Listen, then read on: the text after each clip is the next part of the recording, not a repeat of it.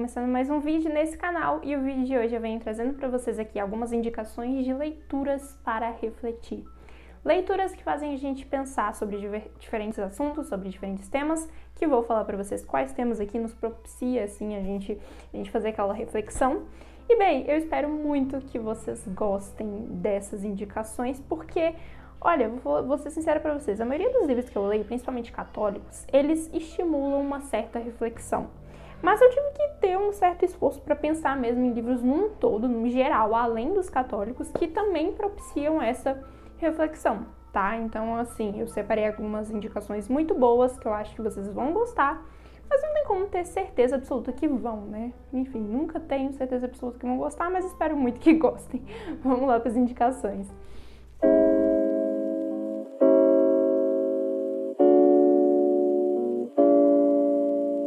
Vou começar aqui pelos livros de ficção, beleza? Bem, primeiro livro de ficção, assim, que foi uma leitura difícil de ser feita, tá? Não foi uma leitura muito fácil.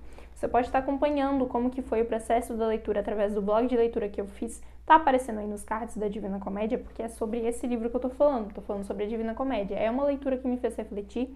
Falo melhor sobre isso também na resenha.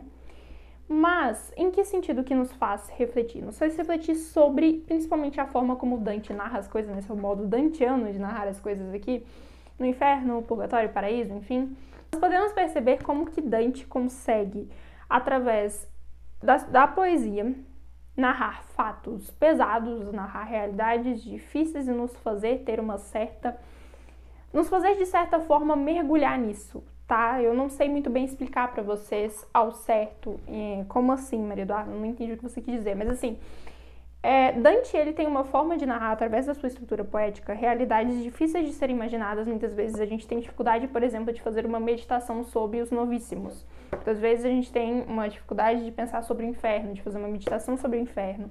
Então, quando a gente lê a Divina Comédia, a gente consegue ter uma visão maior e a gente consegue meditar e refletir mais sobre isso, sobre essa realidade, que nós estamos o tempo todo aqui nessa luta, né? Na verdade, nós devemos buscar sempre lutar para chegarmos ao paraíso.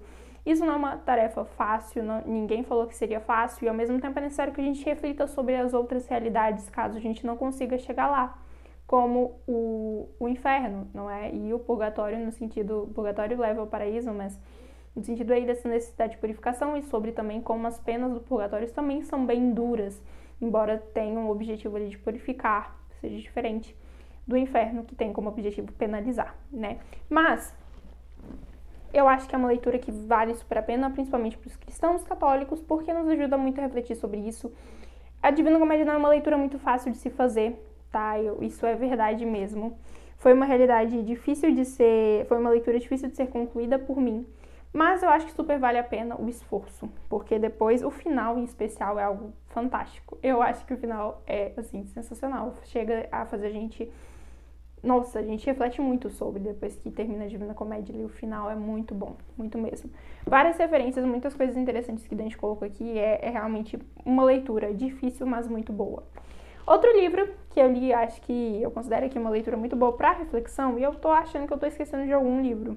Não, minto, tá tudo aqui, perfeito. Outro livro que também é de ficção e eu acho que propicia muito uma reflexão, ele é um livro mais político, tá? É A Revolução dos Bichos, que eu tô falando pra vocês. É uma leitura que ela nos leva a refletir mais sobre o sentido político, tá? Principalmente sobre esquerda, direita, comunismo, poderismo e também, principalmente sobre a hipocrisia do marxismo, né? Como que os animais aqui se revoltam, né? A hipocrisia da revolução, no caso, e querem implantar um regime pacífico, um regime bom, um regime igualitário, mas o que acaba acontecendo é que vira uma ditadura de animais, né? Uma ditadura onde porcos, eles ditam as regras sobre os outros, a repressão, a deturpação, camuflam assim a realidade, aquilo que foi proposto a princípio, para que os animais sigam conforme as regras deles. Inicialmente se revoltam contra os seres humanos para depois implantarem uma ditadura pior do que as dos seres humanos, se é que o que os humanos faziam era uma ditadura. Então, assim, é realmente interessante a Revolução dos Bichos. Eu falo um pouco melhor sobre isso na resenha. Também tem vlog de leitura, caso você queira saber um pouco como que foi essa etapa de leitura, o que eu fui achando à medida que fui lendo, você pode estar assistindo também.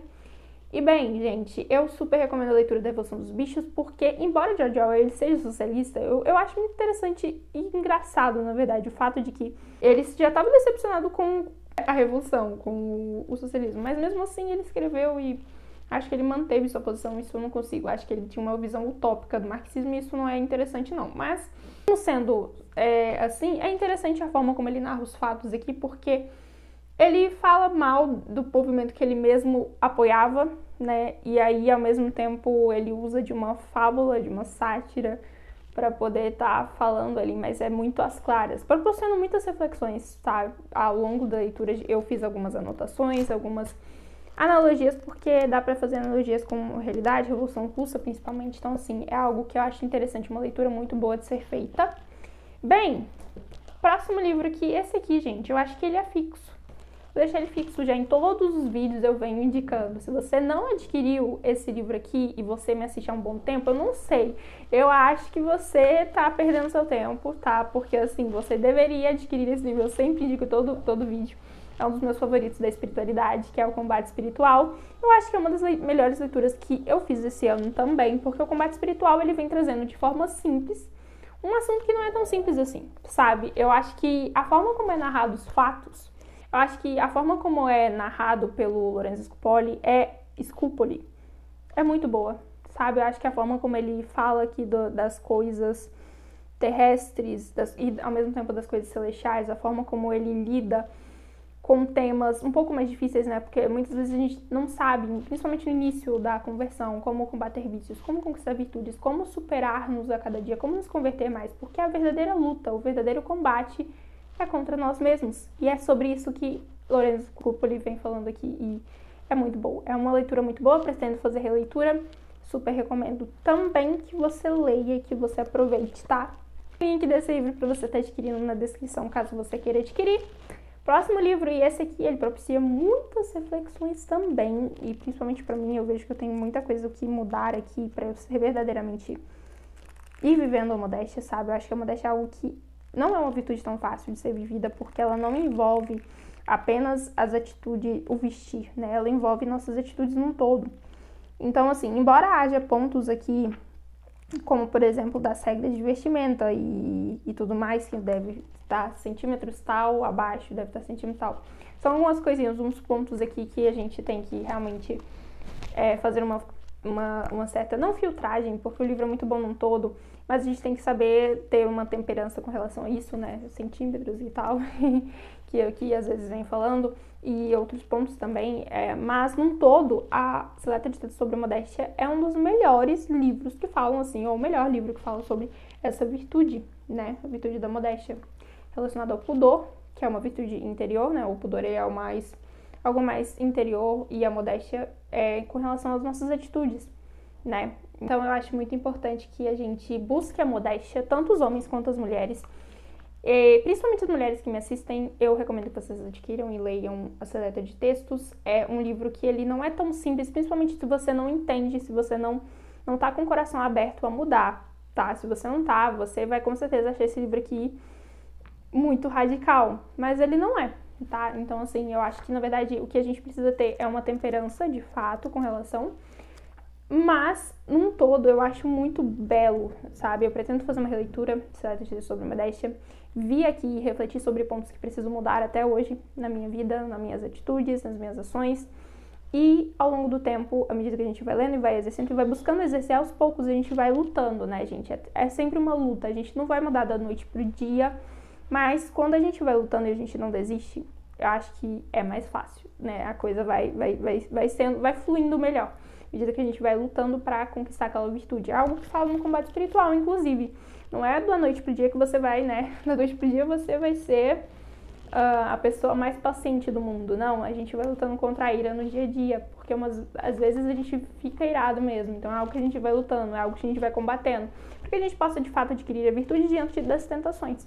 Então, assim, é algo que a gente cai, mas ao mesmo tempo a gente tem que levantar. Então, é algo que a gente não pode desistir, né? Como diz São João Paulo II, se não me engano, é dele mesmo essa frase, né? Tanto é o pecador que nunca desiste. Então, é isso aí. A gente deve ir lutando e ir em frente. Então, as mulheres que me assistem, recomendo a leitura da estratégias sobre a modéstia, porque dá ótimas reflexões, inclusive sobre isso, sobre essa luta, sobre essa constância. É importante ser de não desistir e de buscar a santidade no nosso dia a dia, com as nossas, não confiando nas nossas próprias forças, mas confiando em Deus e pedindo a Ele a graça, para que nós possamos chegar lá e ser o mais virtuosos possível.